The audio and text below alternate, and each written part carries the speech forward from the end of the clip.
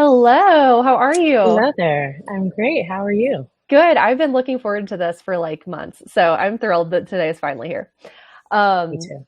we are going to do a little one-on-one breakout to get started, but I wanted to give everybody just like a little teaser of who you are. So, can you tell us where you live and where you are right now? Because it's super interesting.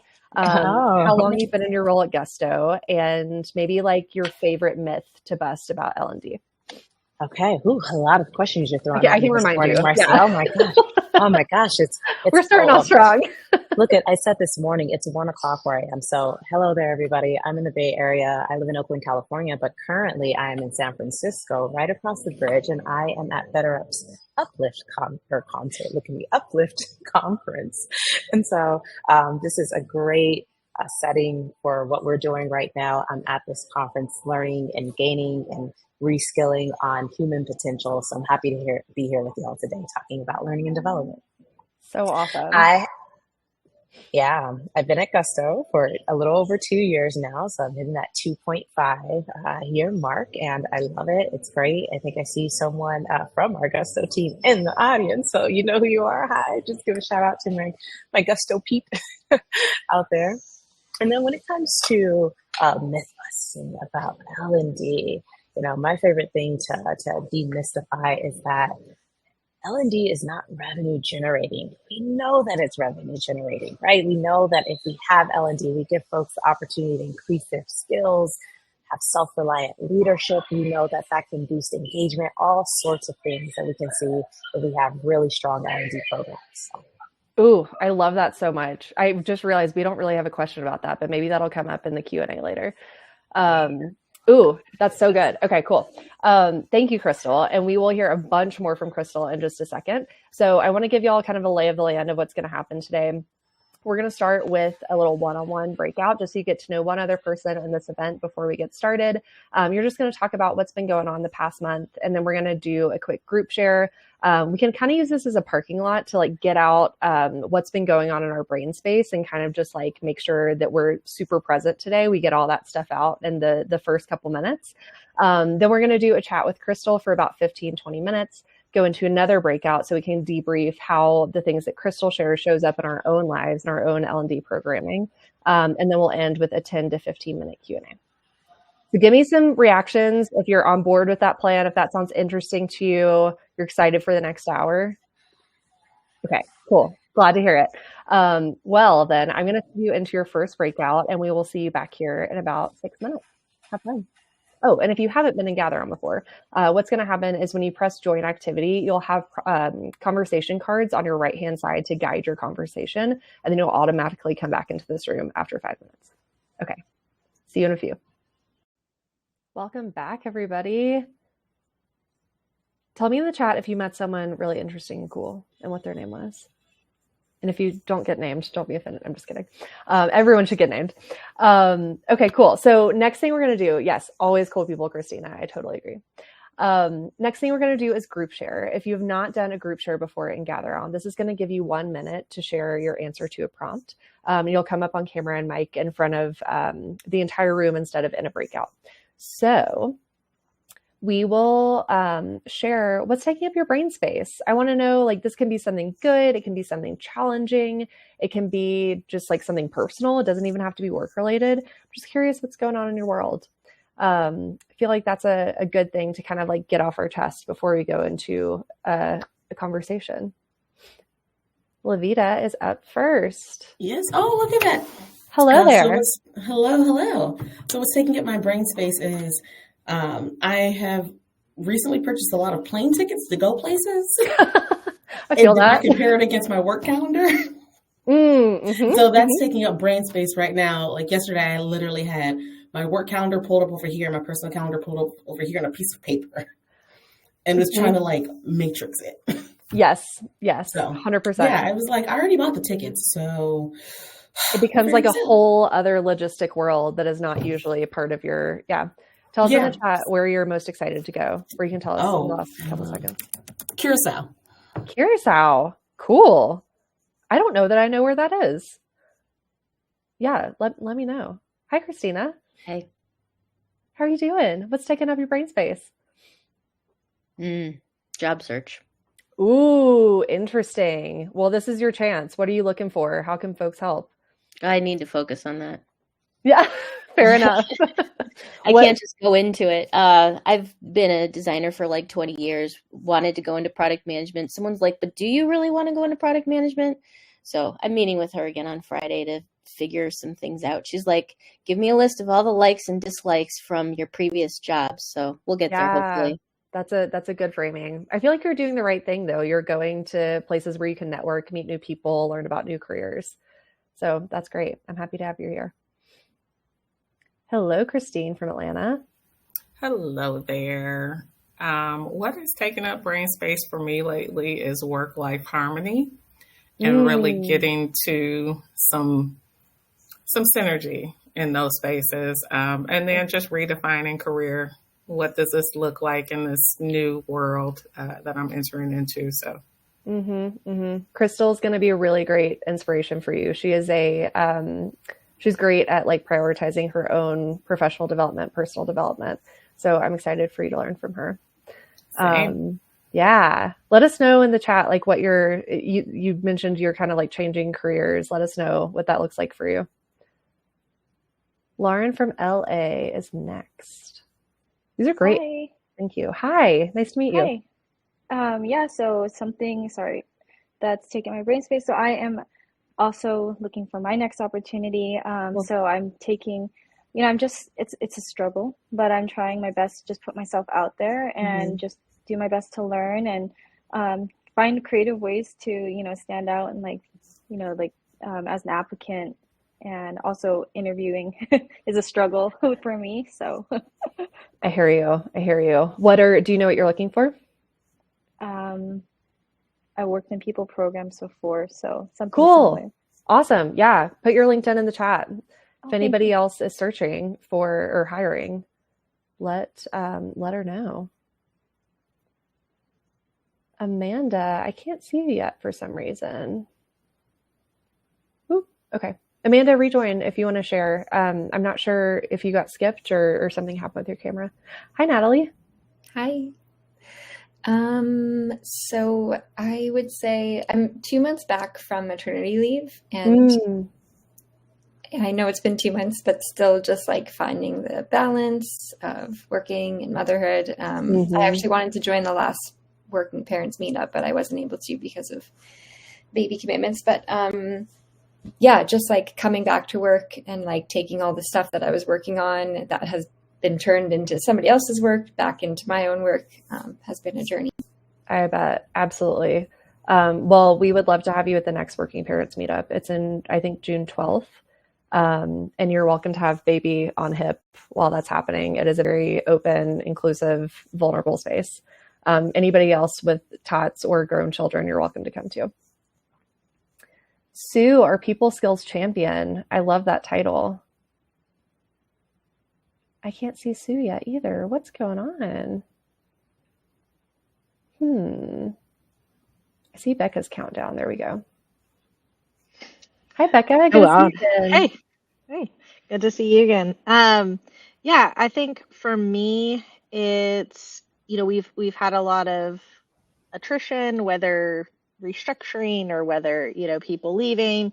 And so definitely we're kind of all balls in the air kind of, situation. But I think one of the things on my mind is just figuring out how to kind of bring it together. And also I have a manager that overworks. And so it's like, we can do it. We can handle it,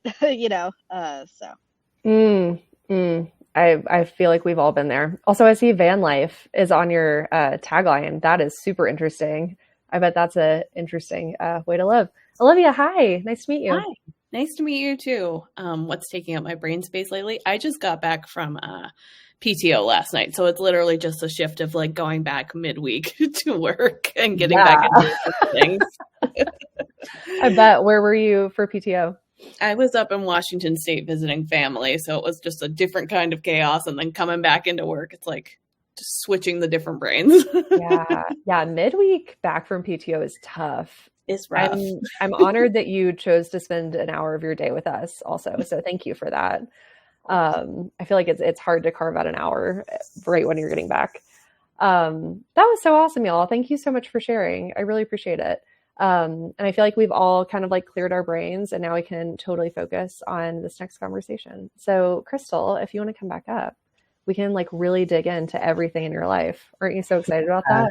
Yeah, I'm so excited about that. But before we get started, I just want to acknowledge, I was sitting here listening to all the amazing things that you all shared and what's top of mind for you. And it sounds like balance is a really huge theme for a lot of folks on this call, like making sure somebody said the word synergy, that you're finding the synergy in your job and maybe like work-life balance. I know we've gone through a couple of iterations throughout the years with that term, work-life balance, work-life iteration. Seems like we're like back with it and trying to figure out, and especially want to acknowledge we still, right, this pandemic, so many things going on in the world. So make sure to set them boundaries, y'all, and set those expectations like with your leaders. A lot of times they're going a mile a minute. They have a lot of things that's on their mind. And so, just encouraging us all to think about like, what is it that we actually need to be like, making sure that we take care of ourselves to be able to show up fully for ourselves, for our families, for our jobs and all of those things. So yes. That. Oh, I love that. Crystal, is there anything you need to share about your brain space right now? My brain space is here and ready to dive in. So good. I'm awesome. Excited. Yeah. And thank you. I meant to say this earlier. Thank you for taking an hour out of your conference day. That was really nice of you. I'm glad you were able to work out both. Okay. So I would love to just kind of start with your role at Gusto. Tell us what you do on a daily basis. And I know you've been there for just over 2 years. So how has that evolved over those 2 years too? Yeah, so I get the opportunity to work with our PEs, which we refer to management as people empowerment. So we do not use the term managers at Gusto, we use the term PEs. And so I get to work with them, and I get to think of the holistic programming for the development of our PEs. And so thinking about how do we increase their capabilities? How do we make their jobs even easier by making sure they have the tools and the skills that they need to be successful? So I spend a lot of time thinking about how can we give leaders what they need when they need it in terms of tools.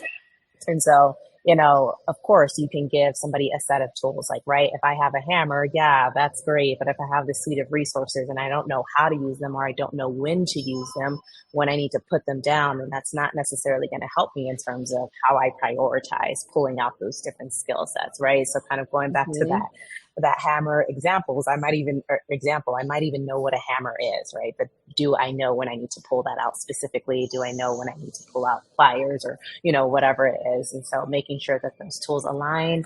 And so that, one of the things that I also heard come up earlier was engagement, so that we can make sure that we are being great empowerers and keep our employees engaged.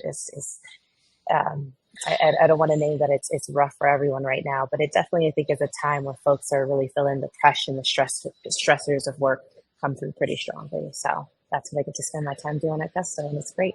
That's awesome. I love that analogy with the toolbox, first of all. And then I love the name People Empower for managers. I think that really encapsulates what a manager should be on a day-to-day basis. So kudos to y'all for like really making that the forefront of what they know to be their role. And I'll tell you a little bit about that if you want to hear. Please. Our thing is that, we heavily stand by, and I think we'll talk about this a little bit later, but we heavily stand by situational leadership, right? It makes sense that we give or we adapt to different people with situational leadership. Like at Gusto, we really believe we're trying to lead people based on what it is that they're trying to do. So if we're flexing and adjusting, our job isn't to manage people, but rather than to empower them. So. Snaps for that. Absolutely. I see a bunch of love reactions too. That's great. So one thing I know you're super passionate about is making sure that the trainings and the programming that you create for managers or people empowers at Gusto are actually what they want to be learning. So you went through a pretty extensive process to create that roadmap and make sure their feedback was involved. Can you tell us like what that process was like and how you collected that info, and how that informed your roadmap? Yeah. And so I'll give y'all a background. So one of the projects that we just pushed through at Gusto is a PE roadmap. And so the PE roadmap, it's our required set of courses that PEs have to take throughout the year. And so it's a mix of our foundations courses to ensure that our leaders are speaking the same language. And so this is something that we've been trying to get at for a while. So it was a very huge milestone for us. Super proud of that work that our team is doing there.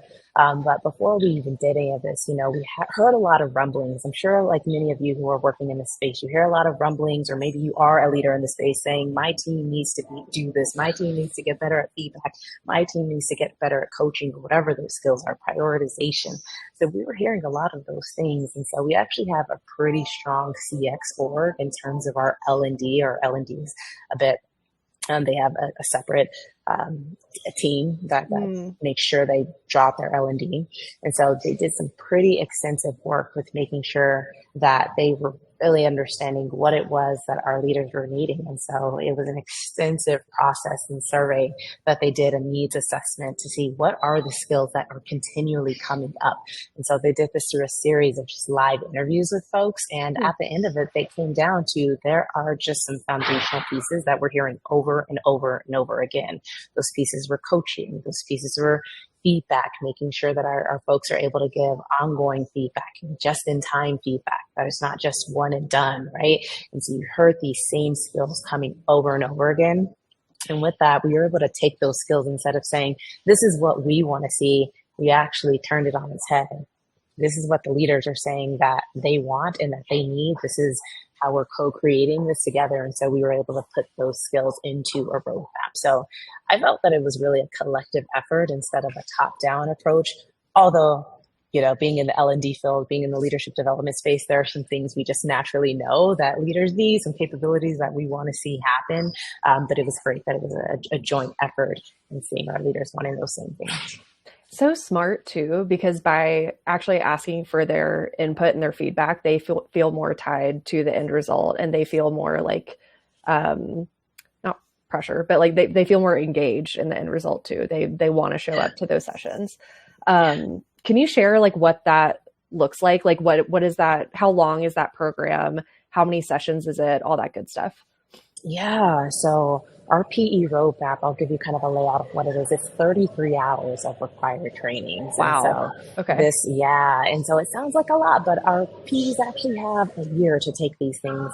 Cool. And the bulk of it, and why we do that, because we also want to be accountable. One of the things that we know that leaders don't have a lot of is time, right? And so we want to be mindful of that, because we do have self-serve options for them. So they definitely can elect to go and take their trainings on their own in terms of self-serve things. But in terms of the roadmap and those foundational trainings, we want to make sure, again, the purpose here is that leaders have access to a universal language of leadership. As we think about performance management, performance enablement, however you're calling it at our company, we want to make sure that we don't have the eng team, the product team, the legal team calling things differently. So with that, situational leadership is the foundation that we use here. So we embed that program into a larger program called Leading with Gusto that we often come to Denver to facilitate that session in person with our leaders. So it consists of that. I know that's where I get to spend a lot of my time visiting Marcy when I do get to meet her in real life. That's lucky. Exciting, right? I feel so honored for that. No, lucky for me, but I think both of us, we're just fangirling back and forth.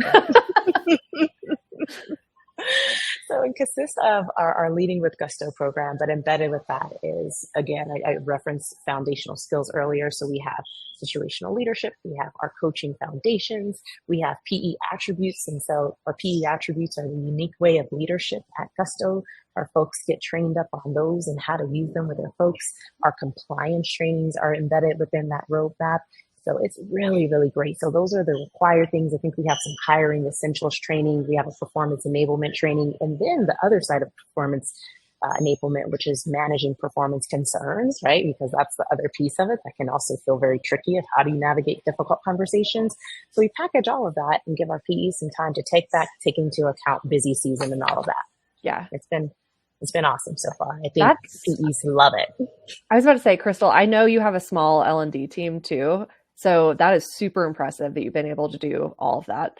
I meant to say this earlier too. We are going to have a Q&A at the end for Crystal. So if you have any questions about anything she's saying, go ahead and write those down and you'll have some time to submit those at the end. You've mentioned situational leadership a few different times, and I know that that's kind of like Gusto's overarching philosophy. And I know from talking to you previously that that is something that comes from the top. So can you kind of speak to how Gusto leadership makes sure that the PEs know that that's like an expectation of the entire company and how they kind of like live that through their leadership? Yeah, and so, our company leaders, we have our state of G, or we call them state of G, they're like our all hands. And these are meetings where our leaders, you'll hear pretty clearly what it is that they believe about leadership. And I think that situational leadership is something that we've heard pretty consistently, and that we know that our leaders really stand behind pretty consistently. And because we think it's a really great balance, we don't want to unintentionally micromanage, undermanage, or overmanage our folks, right? And so we think that situational leadership is the best model for that. And so it's great to have a lot of buy-in support from that. So the cool thing that I enjoy about seeing our leaders come in, embrace these programming, is that once they come and they take these trainings, we create this ambassadorship community. Folks are usually saying, why didn't I sign up for this sooner? And so we create this community of leaders who are hungry for, who want to learn how to lead in these ways. And so it is reinforced throughout the company. And so I just love how it's a multiplier effect. Yes, absolutely. I love peer learning so much too. Whenever, yeah, we'll get into that later.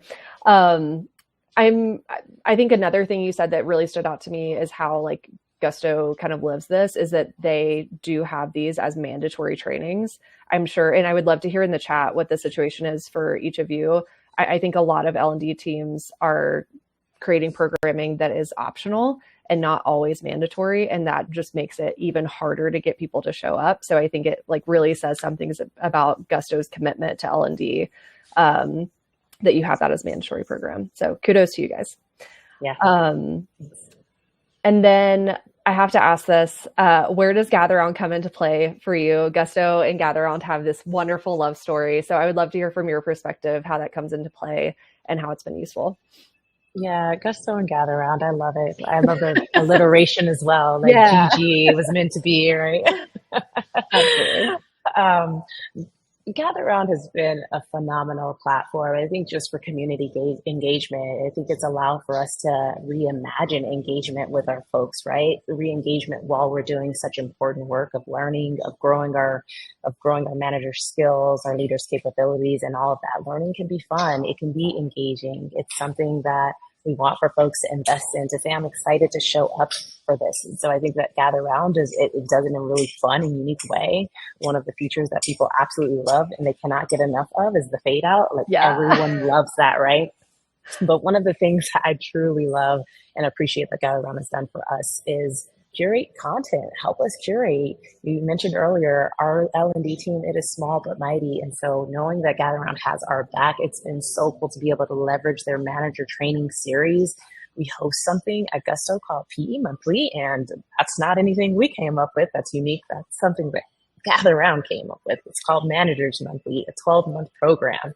And so we were able to take that, engage our managers that way by hosting a monthly session for our Ps to come interact with each other and get some really helpful tools on leading high performers, leading in a remote and hybrid environment, giving feedback. Like, these are all things that folks can use to expand their skills. And so I particularly say this to folks who have really slim teams. Like, you don't have to do it on your own.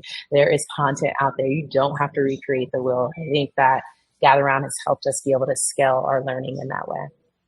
I want to bottle up that answer and listen to it on a rainy day. That was, thank you. I appreciate that. That seriously made my week. I love working with people like you specifically also. There's a question in the chat that maybe you kind of touched on it, but Tina's asking what percentage of content is created internally versus sourced externally. And that might be kind of like a good follow-up to the answer you just gave. Yeah. So we create much of our content internally. And so everything within our PE roadmap is all created internally. And so that's why, part of it, we do have a very slim offering of what's in our roadmap, but it's really robust. However, situational leadership that is something that we work with Kim Blanchard companies, to get that content or that content out to folks. Like, we do have facilitators who are trained in those things. So it's a balance. So I would say if I had to think about the content that's built now internally, I would say a good 85% of it built internally specifically for our leaders. And I want to note that we also have tools such as LinkedIn Learning, right? We are looking into other tools to make sure that we can enable manager capabilities of different vendors. Awesome. Cool. And then last question, and then we're going to go into a small group debrief. One thing that I just respect so much about you personally is that you kind of like live your profession. You take your like own professional and personal development really seriously. So Can you share with us kind of like what you're doing for yourself right now, like what your journey is going to be over the next couple of years? Yeah, well, one of the biggest things that I've decided to invest in myself. One, I'm a huge proponent of self-development. Like, it's something like that I have done for many, many, many years. Like, I'm like, hey, you want that certification? Go out and get it. Last year, I wanted to get a certification in instructional design. I went out and I got it. This year, my endeavor was to get a certification as a coach. And so that has been my newest thing, being a leadership coach. And so I've gone through the Coaching Training Institute, CTI, and I've just finished up all of my coursework. For this past 6 months, I've been on this wonderful journey to becoming a coach. And so over the next 6 months, I'll be taking clients and working with folks to work towards my certification. So I think that it's so important. There's so much constantly changing in our world. And so in order to help others in order to help others build their confidence, in order to build my confidence, and again, to make sure I'm keeping current with the times, like AI is huge right now. And I would know all the fabulous things that I know now about how these things interact with each other without making sure that I keep current. And of course, conferences, all of these things can get pretty pricey, the budget. So work with your teams when you can to do that, but also look for the free things. There are tons of free resources out there, tons of folks to follow on LinkedIn. So I do a lot of that as well, but I make it a priority. It is a non-negotiable for me that I get my development in. Love that. Also, so impressive that you are going through that certification and you have a full-time job at the same time. So kudos to you for fitting all of that in. Amazing. And Crystal, sorry, I'm just like sharing about you personally now. Crystal like is an incredible dancer and is like part of a dance group in addition to all of that. Very cool person. Highly recommend connecting on LinkedIn, have a chat with her, all that good stuff. Okay, cool. Crystal, that was so great. And we're going to do some more Q&A when we come back from the small group debrief. But I want to give all of you a chance to kind of talk about how all of this shows up in your L&D programming. So we're going to talk through like how you engage your managers or whoever is going through your L&D programming. How like does your company have a leadership philosophy? All that good stuff. So this is going to be similar to the first time, 10-minute breakout. You're going to be in small groups this time though. So you're going to get another chance to meet more folks. And then when we come back into this room, I see some like conversation about LinkedIn's. We'll just have a second where we can all post our LinkedIn profile so we can connect with each other too. So I will see you back here in 10 minutes. I hope you meet some new friends and have fun. Hello, welcome back everybody. I hope you met another few friends that you can't live without now and you'll know them forever and ever. So we want to do another quick group share. I want to hear from you guys. And this one is going to be all about engagement. So super curious to hear what came out of this conversation. How are you engaging your leaders right now? Leaders or like team members? What's going well? What's your biggest challenge? There are no wrong answers here. I just want to hear kind of like where your heads are at with this question.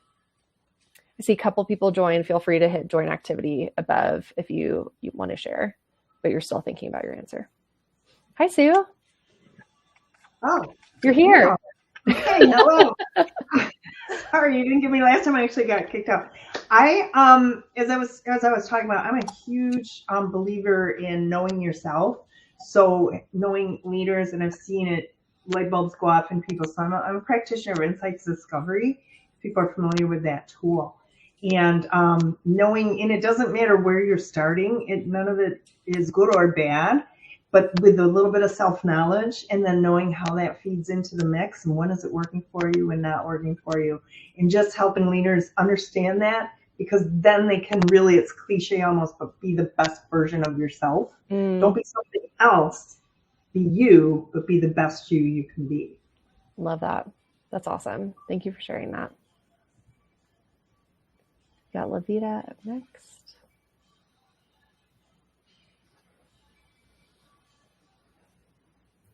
Hello.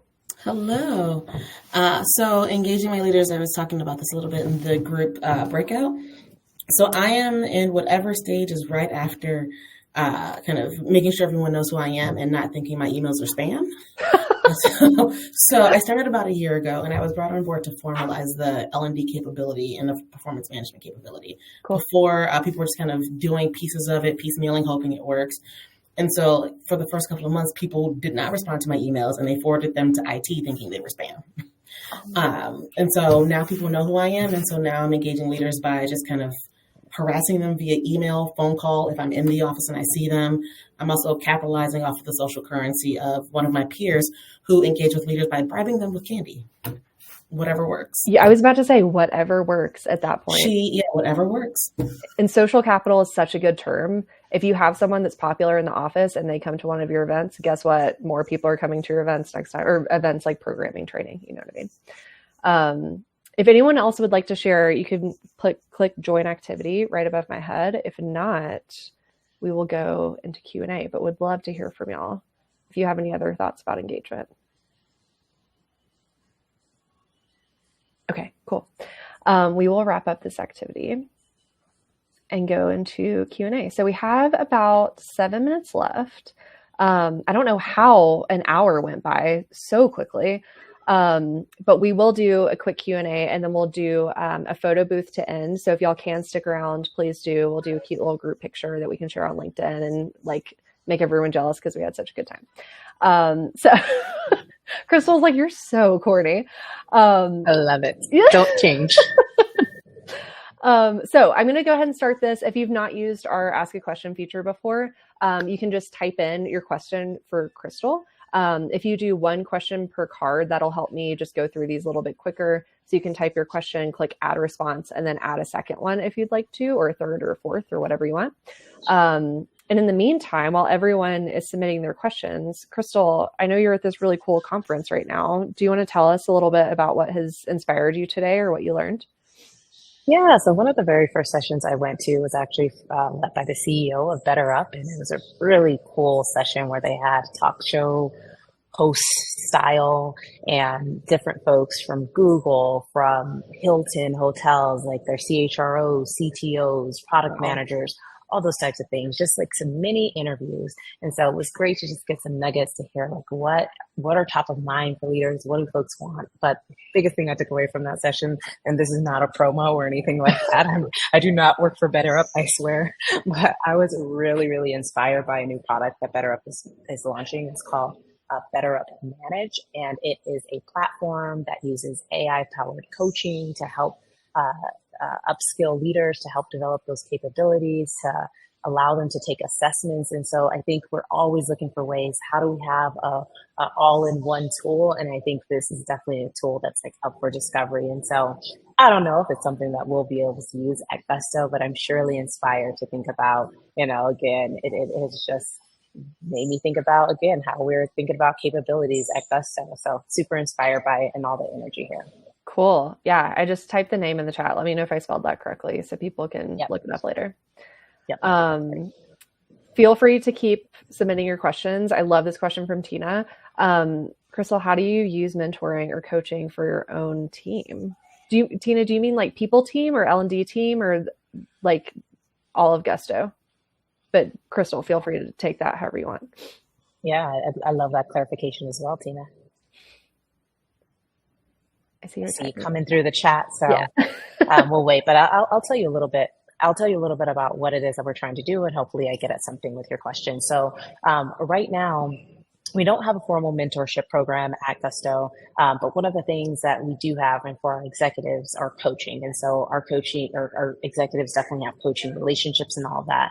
One of the things we've dabbled with in the past is coaching circles. And one of the things that we want to bring back is coaching circles and one-to-one coaching for our leaders. So that's definitely something, especially with going through coaching certification and all of that I'm excited to bring to Gusto, is coaching to help our leaders, because part of it is, the trainings are great. And I think that's definitely going to be a part of that development. But I think coaching gives folks direct access to that self-development in the moment. And so definitely going to be playing with that in the next couple of months and seeing how that goes. So if anyone wants to connect around that, I'm happy to connect. I put my information into the chat. So my LinkedIn is there if you want to talk more there. Love it. I also love this question from Lauren. It kind of speaks to the myth that you busted at the start of this session. How do you measure the growth and progress for those who have completed your program? Yeah, so I think like many folks are measuring that growth and progress, right? We're measuring it through surveys and things like that. But one of the things that I really love is we have what's called the G-Pulse survey at Gusto. And so we're able to see, and we've up-leveled that survey to make sure that they're matching what's called RPE attributes. And so we're trying to see, we're talking to our Gustie, right? We're talking to our ICs to get their opinion on how their leaders are doing, on providing them with ongoing feedback, on giving them coaching, if there's role clarity, if they know what the expectations are, and so forth. And so it's not necessarily a direct correlation, but it definitely gives us some data on if there's an uptick on those specific areas. If our training is working, then our ICs, our Gusties, should be filling that. It should be reflected in those surveys. And then also through quick self-assessments. We have our leaders do self-assessments. One of the cool things that our performance enablement team is doing is they are launching a manager upward feedback survey. And so again, I think surveys, they might sound something that's really common, but I think it's one of the best ways to get feedback and do that quick iteration to make sure things are where we want them to be, or get them back on track if they're not. I love that so much, that you're not only asking the managers like, hey, how is this for you? You're asking their reports like, hey, how are they doing? Because of course the managers are going to be like, I'm doing great. But it's the ICs that really matter. That's so good. Crystal, that was so fun. Thank you. It was so great to talk to y'all. Looking forward to connecting with many of you. And thank you, Marcy. I'm so grateful for this relationship. And I just love Gatheround. I hope this is a relationship forever and ever. So it is very mutual of a feeling. So thank you.